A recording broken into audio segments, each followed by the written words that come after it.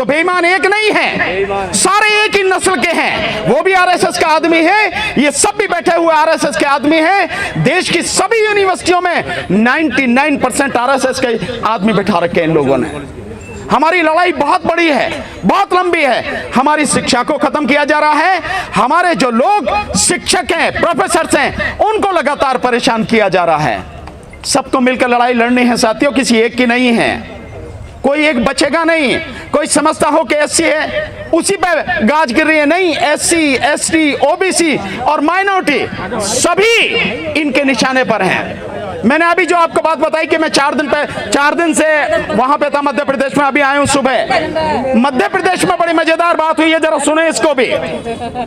राज्य सरकार ने 1 लाख भर्तियां निकाली हैं। ओबीसी की कितनी होती है आरक्षण के हिसाब से? 27,000। और ये उस प्रदेश में है जिसका मैं आपको आंकड़ा दूंगा तो आपकी मतलब जमीन निकल जाएगी पैरों तले।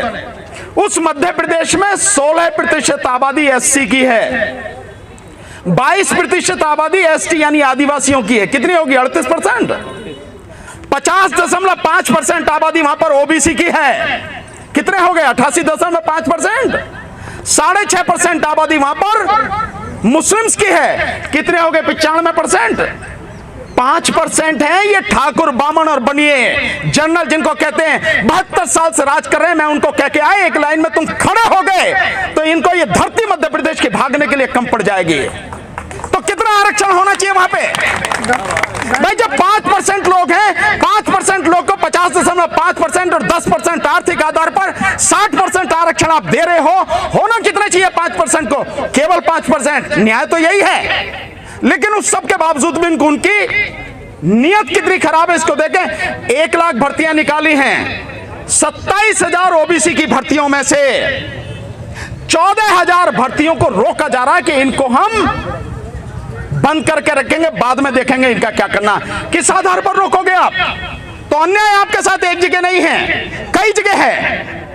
अभी जैसा मेघवाल का बताया, राजस्थान में अभी हुई है 3 दिन पहले घटना, ये आपके इटावा जिले में। वहां भी एक ठाकुर ने एक जो हमारे एससी समाज के बच्चे को मारा और अब उसकी मौत हो गई है। वहां पे जब उन्होंने लाश लेके उसको बर्खास्त करने की बात की तो पुलिस ने बुरी तरह से उन पर लठ बजाया।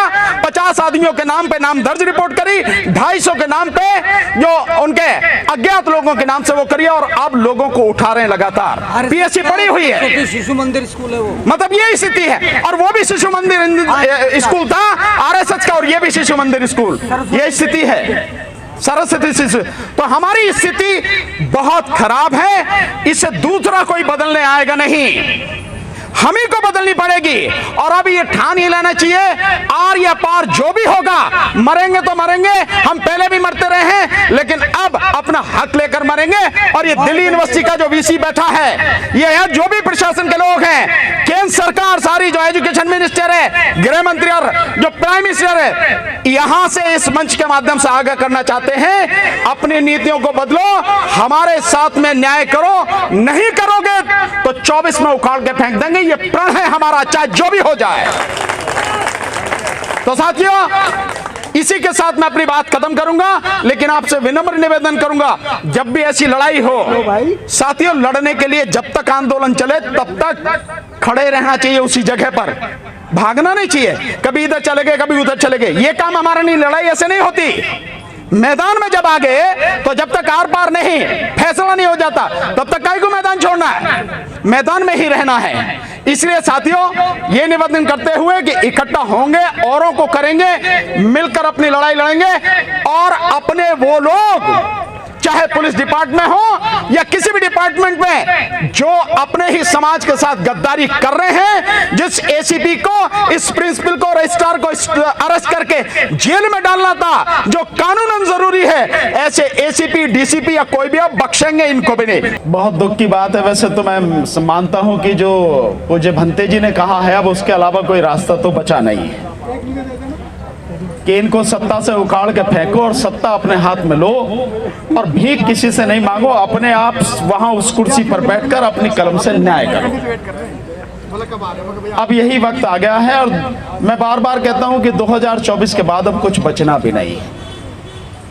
डॉक्टर रितु की लड़ाई बहुत ही जेन्युइन लड़ाई है, दिल्ली यूनिवर्सिटी में जो सेंटर की यूनिवर्सिटी है और देश की राजधानी में है, वहां अगर इतनी गंदी मानसिकता के लोग प्रिंसिपल बने हुए हैं जो जाति के नाम पर अत्याचार करते हैं, अन्याय करते हैं, और फिर भी उनके खिलाफ कोई कार्रवाई नहीं होती है, इससे बड़ी दुखद बात क्या होगी। जिस तरह से महमूद भाई ने संघर्ष करके अदालत के माध्यम से एफआईआर कराई, इन्वेस्टिगेशन क्योंकि एससी एसटी के मसलों में एसीपी करता है, तो पहले कोई एक शर्मा एसीपी था, उसको हटाया गया, और दूसरा जो आया उसने तो बेड़ा गर्क ही कर दिया। और मैं कहता हूं अगर कहीं मिल जाए तो उसके कपड़े फाड़ने में कसर मत छोड़ना कि वो हमारे अंदर का भेड़िया है, वो हमारी ही समाज का आदमी है। वो कोई बनाते हैं वो केशव नाम है उसका। पिछली बार जब हाई कोर्ट में ये डेट लगी थी कैंसिलेशन के लिए, तो हम लोग सब हाई कोर्ट में थे। उसी ने कहा, कोर्ट में कहा, कोर्ट की ऑर्डर शीट में लिखा है ये कि हम उन्हें अरेस्ट नहीं करेंगे, किसी तरह की हम कोई उनके खिलाफ कार्रवाई नहीं करेंगे, ये कोर्ट में कहा उसने। तो हमारा ही आदमी एसीपी होके हमारे ही खिलाफ अन्याय करता हो, क्या उनको दंड मिलना चाहिए? मैं समझता हूं भंती जी ने जैसा कहा कि ये जो आपके एमएलए एमपी बैठे हैं, जबकि अब आए आपके बीच में वोट मांगने, तो इनकी चड्डी तक उतार लो। ऐसे इन अधिकारियों की भी हमें दुर्गत करनी होगी, सामाजिक बहिष्कार करना होगा, तभी इनको भी अकल आएगी। लेकिन प्रशासन ये ना समझे, पुलिस प्रशासन ये ना समझे कि अगर तुमने चार्जशीट फाइल करवा ली चालाकी से और अरेस्ट नहीं किया तो बाकी कोई कार्रवाई नहीं होगी।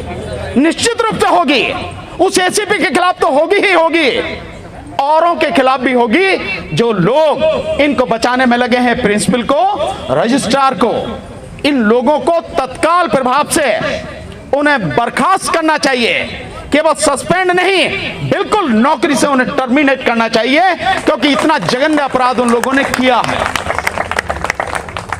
मैं अभी 4 दिन मध्य प्रदेश में था, सुबह ही अभी पहुंचा हूं। अन्याय कहां तक होते हैं आप इसका अंदाजा लगा लीजिए। वहां की भी बताता हूं, लेकिन यहां की बता रहा हूं आपको कि 2700 प्रोफेसर्स की जगह हमारी खाली पड़ी है दिल्ली यूनिवर्सिटी में, भरी नहीं जा रहे, 2700। इसके अलावा एक यहाँ का मुख्यमंत्री है केजरीवाल, बड़े ढोल पीटता कि मैंने ये किया, मैंने वो किया, वो किया।